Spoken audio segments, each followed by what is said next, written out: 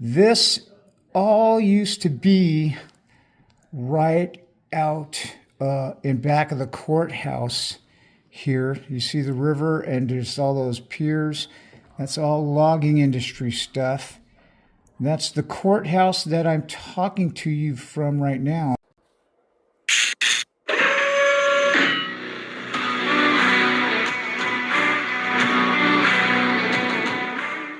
Guys and gals, friends and pals, welcome to another magnet mission.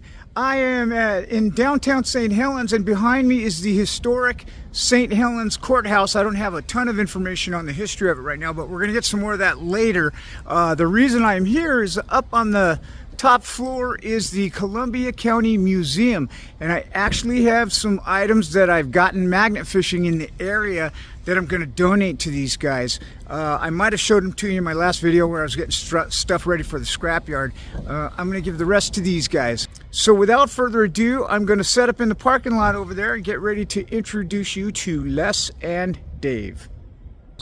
I'm here with Dave, and he is, what's your job title here at the museum? Oh, I'm one of the directors. One of the directors of the Columbia County Museum Association.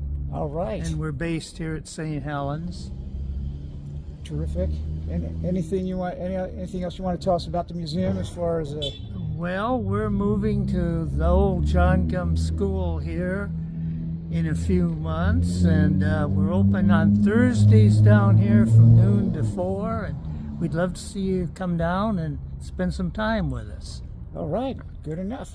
Well, so Dave's going to help us take a look at some of this stuff, and if nothing else, he can at least name it. Without further ado, let's get a look. I've kind of laid it out here to make it easy to identify. Here we go. Okay, Dave. So let's start with this. Well, that looks like a sprocket. Now, I'm not sure. That's probably off a cat, or it's possible off like a green chain or something. A green chain? Yeah, a green chain where your lumber would come down or your plywood, and then your guys would peel it off, and the chain would be powered, and you'd have what they call live rolls, and they would move, and they would bring the lumber down, and then you'd stand there and grab it, pull it off. I see. And I don't know if it helps at all, but right here is 70P. Yeah. 70P. That's a part number for That sprocket, part. yeah. Yeah. And then one thing I noticed about it too is on the opposite side, it actually has 3 separate holes. Okay. It's probably for a set screw to attach that to a shaft. Gotcha.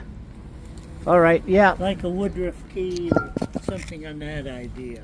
Very good. And then this is just a pickaxe, yeah? A pick, yeah.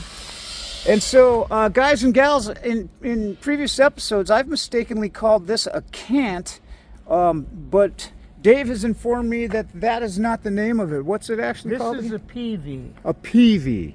A cant will have a flat hook. It'll have that same hook, but it won't come to a point. I see. And that's so it doesn't dig into a cant. And a cant is basically a log with the bark off, a square or a rectangle, depending on the size. I see. Okay, very good. So this is a PV. All right, and then we've got these 2 Yeah, now those longer guys here. Yeah, those could have been used for anything. For basically, they're a grab. You could grab a chain or a cable or something, a log raft, or yeah, just an extension of the logger's hands, right, basically. Exactly. And these, isn't it true that these are probably old enough that they were made by an on-site blacksmith? Probably were. They made an awful lot of their own stuff. Yeah, that's amazing. Okay, and then moving on to these chains, what are your thoughts there? Well, this is a boom chain. This larger one. Right, and now it's missing a toggle here on the other end. That would lock into this part, right? Well, no. No? This would go through and you'd hook a chain or a cable or something on that. Okay. And this other would have a cross piece. It would actually, we'll simulate it here with this pick.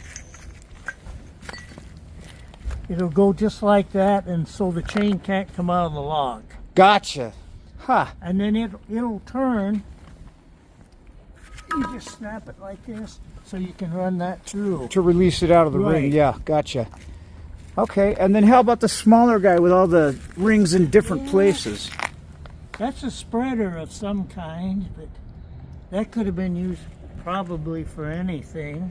And what does a spreader typically do? Well, it sounds self-explanatory. Yeah, you could have a hook here and a hook there, and then you'd have a center pickup point. Gotcha. But now that's kind of unique too. It's the number of well, that one's got me, but it's different lengths, so that's for a specific purpose, but someday we'll find out what, but right now I don't know. And then I showed you this earlier. Yeah. This had me stumped in a. It sounds like it kind of has you stumped as well, yeah, huh? It's a punch of some kind. Yeah, obviously the punching end is here. Yeah. But you can see how that's been flattened and hammered on at some point. So, yeah, that was actually one of my favorite finds. Yeah, that's neat. And then we've got this drill here, and you said that this was probably for what purpose? Well, you'd use that maybe for drilling into a log for a donkey sled or a large beam to run a bolt through. And what is a donkey sled? Well, a donkey was a steam-powered winch. And it had sets of drums, and it would pull the logs in, and it would also pull its own cable back out. And they were mounted on a sled. Okay, so that was a donkey sled. Obviously, just like a sled sounds like it's for transporting things or moving them. It would transport the donkey. Okay, and then obviously these are single-sided and double-sided axe heads. Yeah, single bit axe, and basically maybe a swamping axe with a bigger, wider blade. This one here? Yeah. And then what are your thoughts on this guy? That's a specialty hatchet. Okay, yeah, I see it's got the nail puller here. And then this is just, it looks like a regular hatchet head here, huh? Yes. Very good. And then a hand drill. Yes, that's actually a brace. You've heard the term brace and bit. Elaborate on it for me if you would. Well, you have a chuck on this end that you could put a different drill bit in. Yep. And then you just sit there and you have here, and you have a knob on the back. And then there was a handle here, right? A wooden handle at some point? Well, there could have been, yes. Okay. And then you just sit there and turn it. Gotcha. So yeah, so basically a hand drill. Yep. And then what's this guy called? That looks like a hay hook. A hay hook? Yeah. Okay, so not a logging tool, but an actual hay hook, huh? You could use it. Sure. A lot of loggers use those, so yeah, that's a multi-purpose tool you could basically use for anything. Very good. And then I always call these log dogs, but the actual name is what? Well, boom dog, log dog, they're interchangeable. And log eye, or is that something different? Well, you could call it that. You call that, okay. So anyhow, we got these two, and so once again, guys, this is a manufactured one that was. How do you figure that was forged? Yeah, forged or cast. Or cast. Cast is the word I'm looking for. And this one here, again, if you look close, you see that seam, and I've explained this before, but this is one piece of metal, and you can tell that it's very old because it's one piece of metal. And what the blacksmith would do was flatten out the ends and then fold it over on itself while it was red hot. So sometimes you find these kind of split apart. But yeah, that's the biggest one of these I've ever found. Yeah, that's neat. Any ideas on this item? Boy, I don't know. Yeah, that could be anything, huh? Yep. Car part, who knows? Yep. All right, and then we got a mallet head over here. So I'm sure those came in handy for a lot of stuff. Do you recognize these at all? Not really. They could have been basically anything. Yeah, some kind of part of a roller system. Roller system or pulley system, yep. And then we've got a couple of old irons here. And then, so my thoughts is finding them out here was, you don't picture lumberjacks being super tidy, but perhaps, you know, they were living on site and they would iron their clothes, or? Yeah, they could have been, or that could have washed down from when the town of Milton got wiped out, or, you know, they could be from anywhere, really. Okay, real quick, hold on. Speaking of the town of Milton, guys, that's actually how I got in touch with Dave, because I got in touch with the museum here inquiring about the town of Milton. That's Milton Creek is associated with that town. It was diverted from its original course, isn't that right? I think so, yes. Yeah, so the location of the original town of Milton's a little bit of a mystery, but the closer I can get to it, I think the cooler artifacts we're going to be able to find. So that's how all of this came about right now. That's how I met Dave, and that's how I got involved with the museum here. So anyway, back to the back to the find identification process. Okay, and then this is a partial component, right? Yes, of a Crosby clamp. A Crosby clamp? Yeah, they were the original manufacturers, or the trade name. It's like a crescent wrench. Sure. And so, yeah, the wires run, the wire runs through here. Right, the cable. And yeah, the cable, and then the other part would go on the top, Right, and then they'd be the screws would go in there. bottom. Yep. So you guys probably recognize smaller versions of these are still in use everywhere. Oh yeah, they're Crosby clamp, good to know. All right, and then got this here that I actually found literally maybe 200 yards from us at the marina. And this is called, it's a... I'd call it a pitcher, but... pitcher? Yeah, water pitcher. Okay. But, yep, and it was sad. It was so fragile. The handle was actually on it when I brought it up, and that just handling it crumbled right off. So that was kind of a bummer. But yeah, old porcelain pitcher. What do you think the age of something like that is? Oh God, I'd say back to 1900s or so, maybe. Yeah, early 1900s. You think? Or, yep. Okay. Or it could even be in the 20s. In the 20s, yeah. Well, still probably, yeah, anywhere from 80 to 100 years old, something like that. Yeah. Easily, huh? Okay, and then here we got, if you see this, guys, Pope and Talbot return to St. Helens. So what can you tell us about Pope and Talbot, Dave? Well, they were our sawmill here. Uh-huh. They bought out McCormick's, and they lasted here. Oh boy, you got me on the spot now. Oh, that's okay. Just generally, they were a sawmill. Oh yeah, and they were right here, right? Right out there. The dock came right out here to the end of the courthouse. Yep. And now, are there any pictures of it up in the museum? Oh yeah, we have a ton of pictures. Oh, okay, terrific. Now these say return to St. Helens, so I'm guessing these were shipping placards of some kind? I think they were on the log rafts. Log rafts? Yeah. Okay. And they brought in logs from everywhere. They knew where to bring it back. I see. Yep. Wow. Oh, and guys, if you hear another voice there, Les, can I introduce you real quick? Okay. This is Les, and your job title is? I'm the curator, volunteer with the Columbia County Museum. Yep, he's the curator of the museum as well. So actually, yeah, Les and Dave are co-workers taking care of the museum, and we're actually going to take a look at the museum here in just a few minutes. So for now, I'm going to get this stuff back in my vehicle and get my vehicle parked where it's not a concern to anybody, because I'm almost blocking the entrance, and the sheriffs might come out and write me a ticket if I don't do something. So, yeah. Okay, guys. So we'll see you upstairs in the museum in just a bit, huh? All right. Well, Dave and Les chose the stuff that they want to keep, and now we're going to go check out the museum.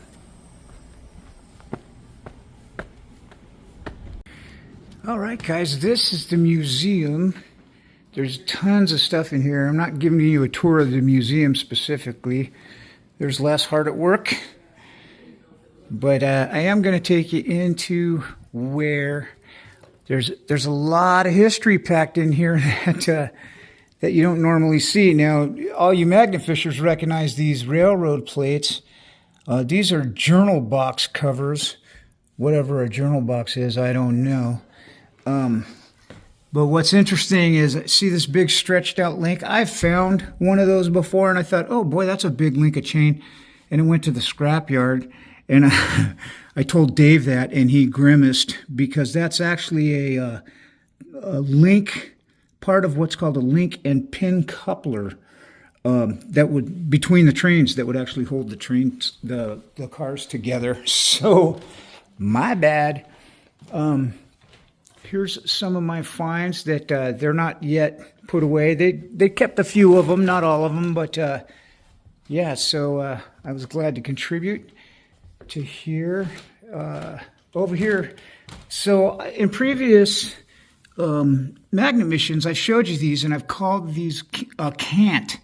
And this one actually has a lot of the handle left. So the real name for this is actually a PV, which I think Dave pointed out. There's a double-sided axe. That's pretty cool. I'm showing you the lumber stuff because that's there's a very, very deep lumber history here at St. Helens. And I want to show you this picture because this all used to be right out in back of the courthouse here. You see the river and there's all those piers. That's all logging industry stuff. That's the courthouse that I'm talking to you from right now. I'm up on the 3rd floor. And out here, there's a marina, the St. Helens Marina that you see me at a lot. So that's why we find logging artifacts out there. So the vantage point here, that's the courthouse. This is the front of the courthouse, here the back of the courthouse. And all of this out here, that's the marina down there that you've seen me at a bunch of times. They're doing construction, so I can't get any closer than this. But all of that area was the sawmill and logging industry that was going on in that black and white picture I just showed you. And then out here real quick, I want to show you behind this colorful building. It's blurry, but there's a, there we go. There's a school building out there. It's the white building behind all the other buildings. This museum's actually going to move over there, so I can't wait to see what that looks like. And where my finds wind up. All right. You can be there if you want. This is Jennifer. She's a volunteer here at the museum. So, Les, Dave, thank you for your time. Thank you for all the information and the invitations back. So, guys and gals, if you want to contribute to the museum, I'll have a link for you. If you don't see it right here on the screen, you'll see it in the description below. So, any last things you want to say about the museum or anything today, guys? Nope. I want to thank you for your donation, though. Thank you. Yes, thank you, and come down and see us. Oh, absolutely, and my pleasure, and I hope I have more for you in the future. Thank you. All right, guys and gals, that's it. Remember, if you want a magnet of your own, Brute Magnetics, KRATOS Magnetics, excellent companies with excellent products. You can find their links in the description along with my discount codes. And also the Columbia County Museum. You can find a link if you want to support them in any way, shape, or form. And you can use this address right here. I don't know if that's an actual link. I'm not tech savvy to do that stuff, but you can write it down real quick and use it if you wish. So anyhow, that's it. Thanks again for joining me, and we'll catch you on the next Magnet Mission.